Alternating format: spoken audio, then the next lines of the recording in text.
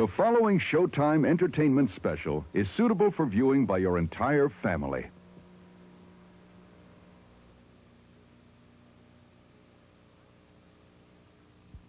Welcome to Showtime's What's Up America. I never was into it until one day I was walking in the store and I spotted it, and I said, wow, that's a really far-out game, Traditionally, nuts and nutcrackers are considered historical enemies, but here they coexist in quiet contentment. Besides, the nutcracker actually opens the entity of the nut. Nuts have been talking to me since I was a teenager, and they're still talking to me. We started driving our horses again back and forth from our winter pasture in the Owens Valley up to our pack station operation at Mammoth Lakes about 5 years ago. And we found we had so much fun at it that we went into the business of taking a paying guest with us to pay our way. This strange-looking invention of David's is called a recumbent bicycle, and it may just be the next revolution in urban transportation. The word recumbent means reclining. Instead of hunching over the handlebars like on a standard bike, you sit back in the seat, like you would in an automobile. Like we have a saying in our organization, the only space barrier you have to conquer is the one between your ears. Bigger is the keener, larger is the bolder, higher height below inside. When you need to lean upon a friendly shoulder, narrow's just as good as wide. Hello, I'm Jessie Logan, and welcome to another fascinating edition of What's Up America.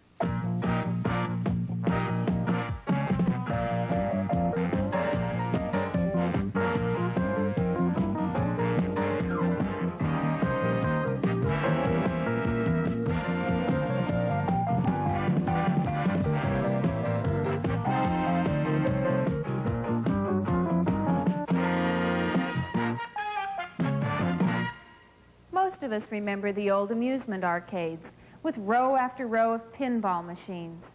Flashing lights, sexy ladies, and ringing bells attracted generations of pinball wizards. Well, this is the arcade of the future, and there isn't a pinball machine in sight. It's called an electronic games center, and we're feeding over $1 billion a year into these new video games.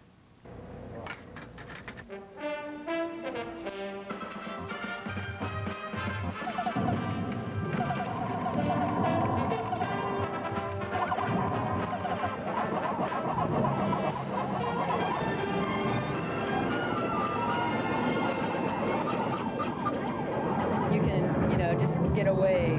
Nothing else to do, keep me out of trouble.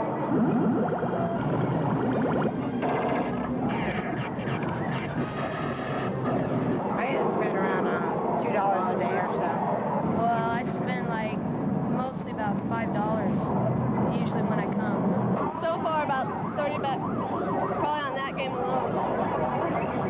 Some of the players are spending between $5 and $10 a day, 300 days a year, so they spend quite a bit.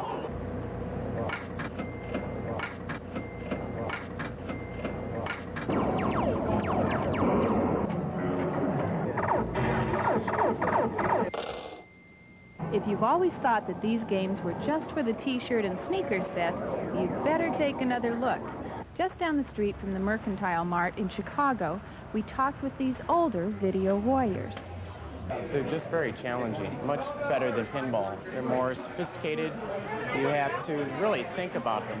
They're very fast. Get your aggressions out after a day at work. It's a game with yourself, too. But you're going to figure it out next time. Next time, you're going to plan to do it differently. Well, that's true. It's you against the machine or the computer program that they put together. It's sometimes animalistic, but I'm not going to let this machine beat me. No, I'm smarter than this machine. I'll go up at one more quarter. You can never win. Yeah. I mean, you don't get a free game.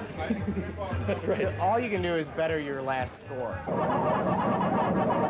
We used to play games on the large computers at the university, and it was just an easy thing to think that, hey, if I brought these fun games to an amusement park setting and charged 25 cents, people would pay. The only problem was that the computers then were $8 million, and at 25 cents a throw, it didn't quite make sense. My name's Nolan Bushnell. Well, how I got involved in this crazy business was really through Atari Corporation, which I founded in 1972. Atari, of course, is probably best known for inventing Pong and other video games. It wasn't until the microprocessors really got heavily involved into the computer games that you could do some of the interesting things that car racing and some of the other things that have more graphic credibility.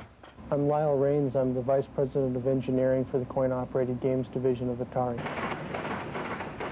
Microprocessors are small integrated circuits where a complete computer is put on a little piece of silicon, just about a 1/4 inch square, and packaged into a package that makes it look like a centipede. That is the heart and the brain of the game. Then we add circuitry around it to take care of special functions like the video generation, the audio generation, looking at the controls, the player controls and inputs. What the computer does is hook all those together and determine how the game plays.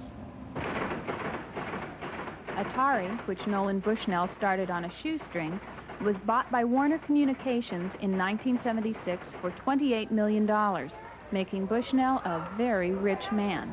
He is now developing a chain of restaurants that will feature musical entertainment provided by computer-controlled robots. In the meantime, Atari has continued to turn out the most profitable games in the industry. Missile Command, Asteroids, and Asteroids Deluxe are still going strong, and this summer they introduced a new game called Centipede that has quickly become the big winner in most arcades. The game Centipede started out as this concept: what if you had a large bug that was crawling down the screen at you, and it was a segmented bug, a centipede or whatever, and you could shoot the pieces. Would that be a fun game? And we thought about it and said, yeah, that's worth trying. Put together a project team. They came up with the idea of creating an obstacle every time you shoot a segment of the centipede. That's the mushrooms grow. Every time you shoot a piece of centipede, a mushroom grows where it is. And then they added the rest of the features of the game, the ants and the scorpion and whatever. What we still don't know is what the player object is. There's something down at the bottom of the screen that moves back and forth and shoots, but nobody's really ever determined what that is. It's just there. And we gave up trying to decide what it is. The players don't seem to care, so we don't care anymore. We've estimated that in a week, the Asteroids games that we've produced take in about $10 million.